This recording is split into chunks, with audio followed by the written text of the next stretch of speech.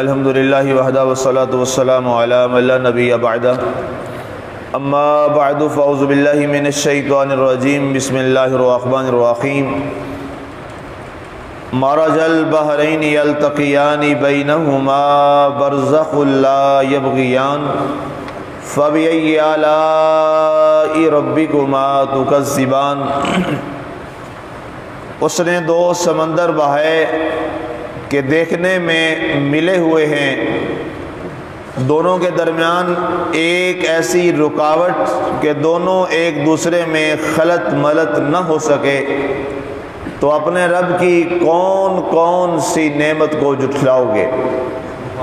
آج ہماری سورہ الرحمن کی آیہ مبارکہ 21 تک کی تلاوت و ترجمہ کا شرف نصیب ہوا۔ سامعین، آج اللہ تعالیٰ نے اپنی ایک اور قدرت کاملہ باہرہ اور قدرت عظیمہ کا اللہ تعالیٰ نے ذکر فرمایا ہے۔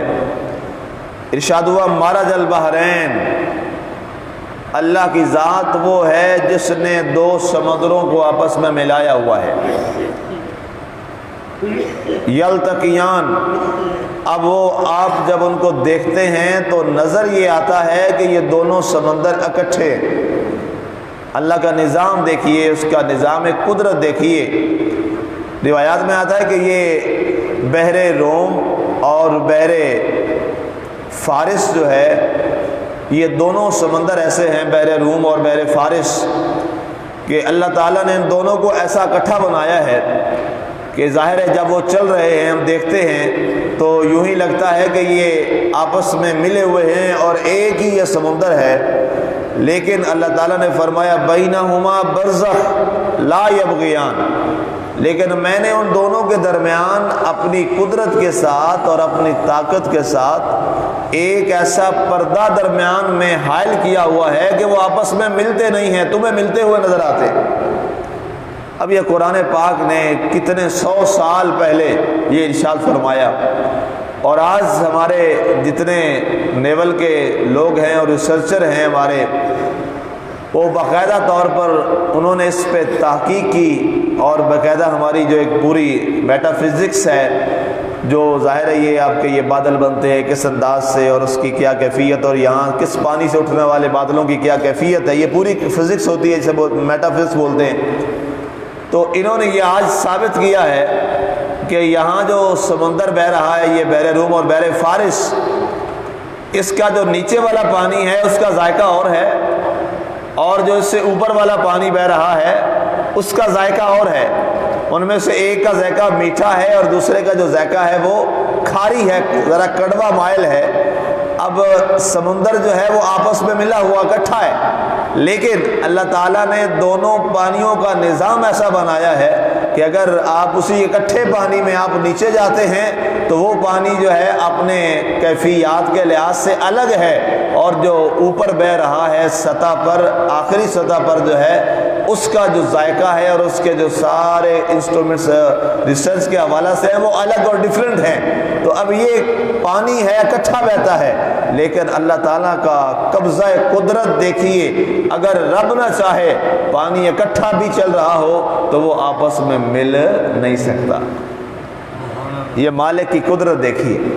پانی ہے، حالانکہ پانی جب آپ ڈال دیں اکٹھا کر دیں تو پانی تو فوراً اکٹھا ہو جاتا ہے۔ مثال کے طور پہ آپ کے پاس ایک پانی کا ٹب ہے، اس میں آپ ایک قطرہ جو ہے وہ کسی کلر کا ڈال دیں، کسی رنگ کا آپ ڈال دیں تو کیا ہوتا ہے، چند سیکنڈ کے اندر سارے کا سارا جو پانی ہے اس کا رنگ تبدیل ہو جاتا ہے، کہ ظاہر ہے وہ لیکوڈ ہے، مایا چیز ہے، تو وہ الگ تو نہیں رہ سکتی، وہ تو ظاہری فوراً خلط ملط ہو کے اکٹھی ہو جائے گی۔ لیکن اللہ تعالیٰ فرماتا ہے غور کرو اے انسانوں، یہ تھوڑا ٹب کا پانی نہیں ہے، جگ گلاس کا پانی نہیں ہے، نہ دریا کا پانی ہے، سمندر کا پانی۔ کتنا پانی ہوتا ہے سمندر کے اندر، اتنی بڑی زیادہ مقدار پانی کی ہے، سمندر ہے، ایک بحر بے کراں بہہ رہا ہے، اور اس کے اندر اتنی قوت بھی ہے، طاقت بھی ہے، فورس بھی ہے کہ جناب کہ وہ ایک قوت اور طاقت کے ساتھ وہ لہروں کو، جناب اس کی جو لہریں ہیں وہ اتنی کمال کی ہوتی ہیں کہ بڑے بڑے بحری بیڑوں کو جو ہے وہ اپنے قبضے میں لے لیتی۔ بڑے بڑے جناب ہمارے جو کیپٹن ہوتے ہیں وہ لہروں کے آگے بے بس ہو جاتے ہیں، لیکن اللہ تعالیٰ کے حضور ان کا معاملہ دیکھیے اور اللہ کا قبضہ قدرت دیکھیے۔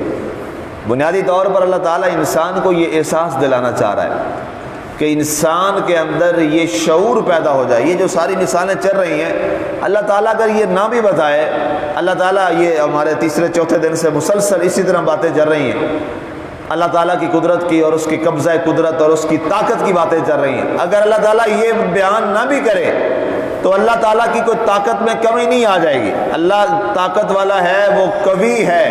اللہ کے ناموں میں ایک نام ہے قویٌ، وہ بڑا مضبوط ہے، بڑا قوی ہے، اور انہی میں سے ایک اس کا نام ہے قہار، وہ اپنے قبضے کے لحاظ سے سب سے بڑا مضبوط ہے۔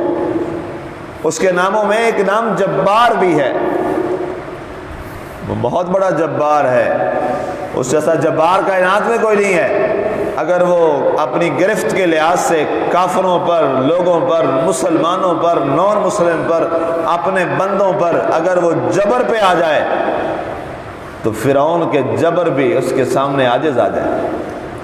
قارون اور حامان اور نمرود کے جبر بھی اس کے سامنے عاجز آ جائے، کچھ بھی نہ رہے اگر وہ اپنے نعوذ باللہ اللہ اپنے حفظ و امان میں رکھے، اگر وہ قہر اور صفت جباری پہ آ جائے۔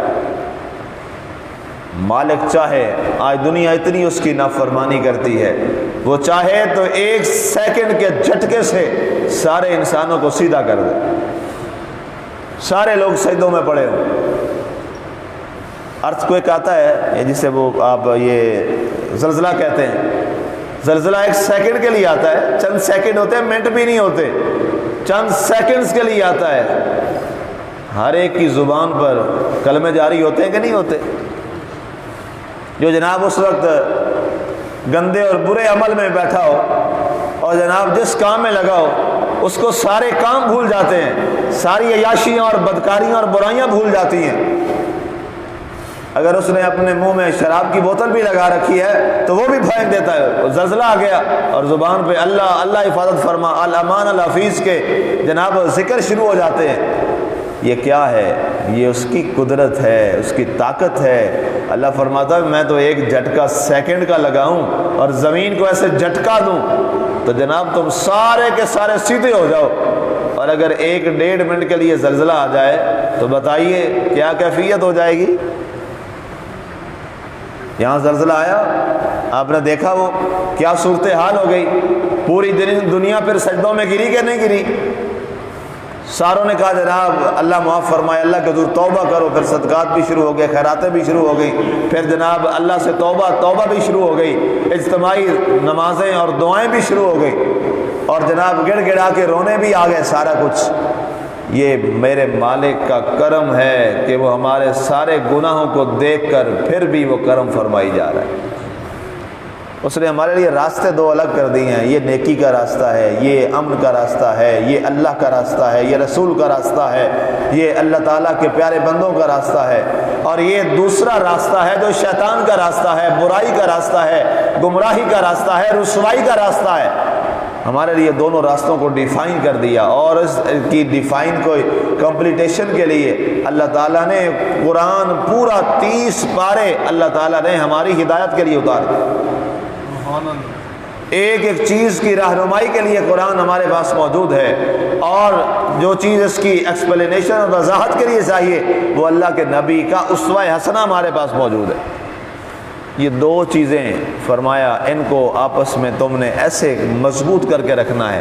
تو فرمایا مرج البحرین، وہ 2 سمندر مل رہے ہیں اور ان کے درمیان ایک پردہ ہے، لا یبغیان، وہ آپس میں مل نہیں سکتے، بینہما برزخ لا یبغیان۔ پھر وہی آیت مبارکہ کو دہرایا، اور یہ بار بار یہ لفظ دہرایا جا رہا ہے، بار بار یہ آیت دہرائی جا رہی ہے، فَبِأَيِّ آلَاءِ رَبِّكُمَا تُكَذِّبَانِ۔ اوے بندے، اے انسان اور اے جن، تو اپنے رب کی کس کس نعمت کا انکار کرے گا؟ تو اللہ تعالیٰ کی کن کن نعمتوں کا انکار کرے گا؟ آج سمندر ہمارے لیے کتنی بڑی اللہ کی نعمت ہے۔ آج ہمارے اگر کراچی کو یہ کہا جاتا ہے کہ جناب وہ پورے پاکستان سے زیادہ سب کچھ جنریٹ کرتا ہے، تو اس کی کیا وجہ ہے؟ صرف ایک وجہ ہے کہ وہاں بندرگاہ ہے۔ جو سب سے بڑی تجارت ہماری ہوتی ہے وہ بندرگاہ کے راستے سے ہوتی ہے، اور وہاں سے پوری دنیا کے اندر سب سے زیادہ ہمارے پاکستان میں سے جو سب سے زیادہ ہماری برآمدات ہے دنیا کے اندر وہ مچھلی ہے۔ مچھلی برآمد کرنے والا سب سے جو بڑا ملک ہے وہ پاکستان ہے۔ اس کی وجہ کیا ہے کہ پاکستان کے پاس اتنا بڑا سمندر ہے، اتنا بڑا حصہ ہمارے پاس موجود ہے، اور اس سے کئی لوگوں نہیں، کئی افراد، سینکڑوں نہیں لاکھوں کے حساب سے لوگوں کا روزگار وابستہ ہے۔ آپ کے ملک کی ایک بہت بڑی برآمد جو ہے وہ مچھلی ہے، وہ ساری کہاں سے نکلتی ہے؟ سمندر سے نکلتی ہے۔ اس کے علاوہ بہت ساری اور چیزیں اور بہت زیادہ کئی ایسی چیزیں جو ہیں وہ ہماری سمندر سے ایک لمبی فہرست ہے، بلکہ یہاں سے تو ہمارے سمندر سے باقاعدہ طور پر گیس بھی دریافت ہوئی۔